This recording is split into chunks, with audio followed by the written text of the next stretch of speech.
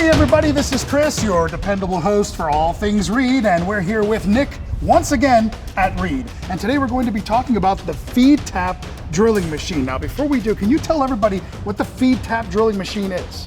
It is used to drill into pressurized lines through a saddle incorporation stop. You have this set up currently on plastic pipe. Yep. Can you use the feed tap on any kind of pipe? This right here is PVC. You can also use it on PE, but also cast and ductile iron pipe. So to power the feed tap, you can use drill power or manual, but only in certain cases. Use the manual when you're working on PVC pipe, and you can use a cordless drill when using on PE, cast, and ductile iron.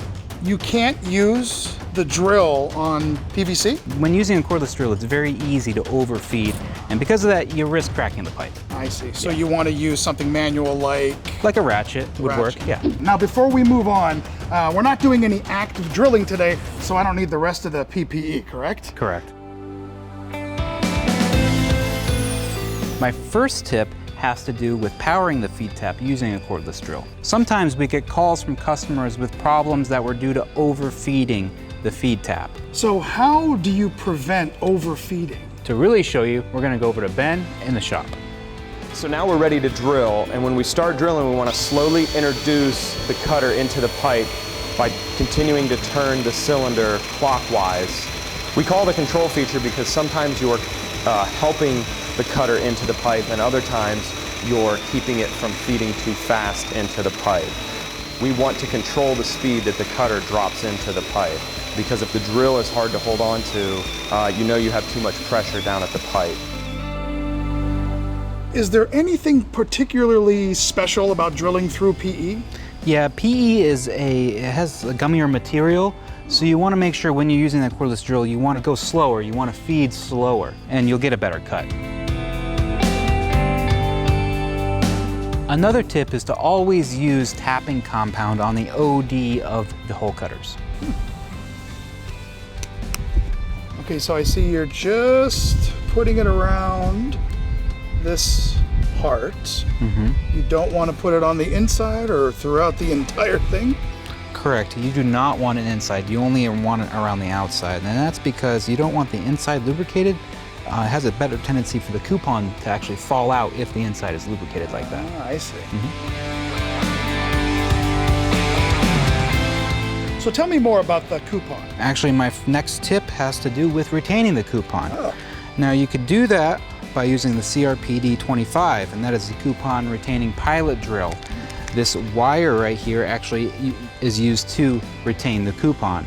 Now this drill is also only used on all the larger sizes. Only the smallest sizes won't be used.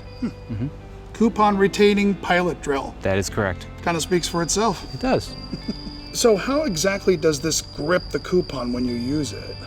When you're using the drill and drilling through the pipe, the wire is standing in line with the drill and falls away once it's through the pipe.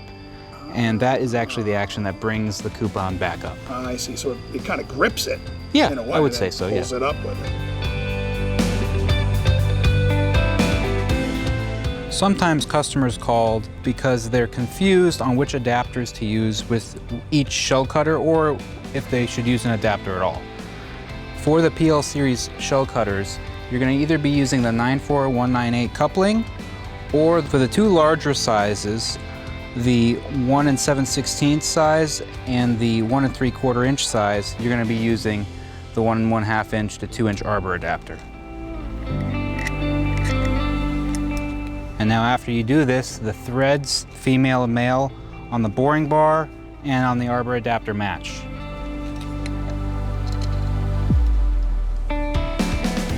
As I said previously, with the smaller PLC series shell cutters, you're going to be using the 94198 coupling.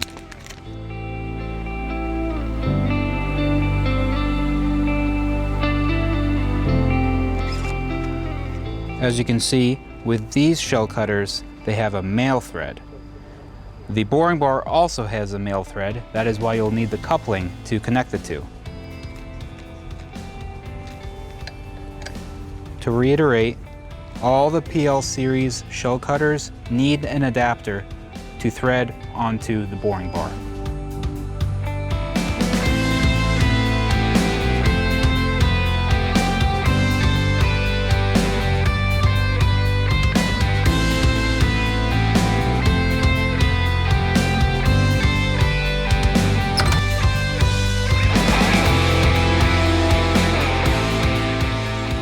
Basically, it's common sense. If the carbide cutter is way too small, you don't use one at all.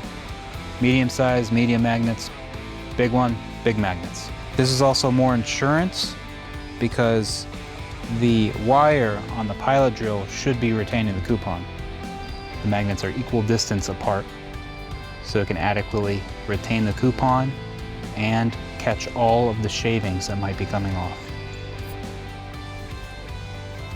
Well, those are some fantastic tips and tricks. Thank you, Nick. It was my pleasure.